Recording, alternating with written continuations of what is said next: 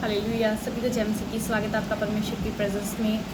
और आज मैं आपके साथ जो वचन शेयर करने जा रही हूँ, प्रेरितों के काम 4 अध्याय में लिखा पहली आयत में कि जब वो लोगों से ये कह रहे थे तो याजक और मंदिर के सरदार और सदूकी उन पर चढ़ आए।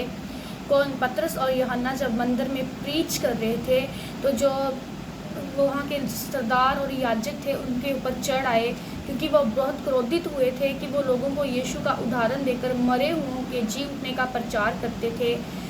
बाइबल में लिखा कि उन्होंने उनको पकड़कर दूसरे दिन तक जेल में रखा, हवालात में रखा। परंतु वचन के सुनने वालों में से बहुतों ने विश्वास किया और उनकी गिनती 5000 पुरुषों के लगभग होगी। आमीन।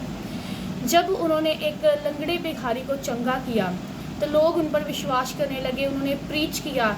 हालेलुया। तो वहाँ के जो फरीसी थे, ग्रंथी थे, वो उनके ऊपर चढ़ आए और उनको हवालात में रखा। उन पर कष्ट आया, दुख आया, लेकिन उसके बाद ग्लोरी भी आई कि उनकी मेहनत व्यर्थ नहीं गई जो उन्होंने परमेश्वर में की थी। 5000 पुरुष परमेश्वर के ऊपर ईमान लेकर आए। हालेलुया। इसी तरह से जब आप भी परमेश्वर में मेहनत करते हैं, याद रखें कुछ समय आपको लग सकता है, जैसे उनको हवालात में रखा गया था, उनके ऊपर प्रॉब्लम आई थी, दुख आया था, आपके ऊपर भी वो प्रॉब्लम और दुख आ सकता है, लेकिन उसके बाद महिमा आएगी ही आएगी, क्योंकि परमेश्वर जीवित है। हालेलुया। वो हमारी प्रार्थनाओं को सुनने वाला परमेश्वर है, वो हमें कभी नहीं छोड़ता। वचन में लिखा है कि हमें दुनिया का कोई भी हमारा रिलेटिव, रिश्तेदार छोड़ दे, त्याग दे, हमारी फिक्र ना करे, लेकिन परमेश्वर हर वक्त हमारे साथ रहता है। इसलिए कभी भी भूले ना, अपने दुख के दिनों में, अपने संकट के दिनों में, अपने कष्ट के दिनों में ये मत सोचे कि आप अकेले हैं।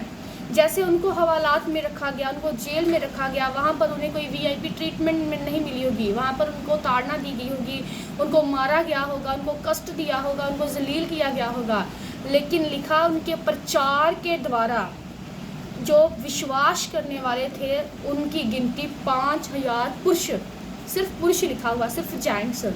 इसका मतलब वहाँ पर लेडीज़ भी होंगी, वहाँ पर बच्चे भी होंगे। लिखा 5000 पुरुषों के लगभग होगी। हालेलुया। इस वचन से परमेश्वर आपको आज कहना चाहते हैं कि हया बांधे दृढ़ रहें, परमेश्वर पर विश्वास रखें, आपकी की गई मेहनत व्यर्थ नहीं जाएगी, वो फल लेकर आएगी। आमीन। परमेश्वर आप सबको ब्लेस करे, आशीषित करे। मिलेंगे फिर से एक नए मॉर्निंग मन्ना के साथ। तब तक प्रार्थना में रहें, फास्टिंग में रहें, परमेश्वर के दासों के साथ वफादार रहें और भवन के साथ, आत्मिक चर्च के साथ, जीवित चर्च के साथ जुड़े रहें। सभी को जय मसीह की।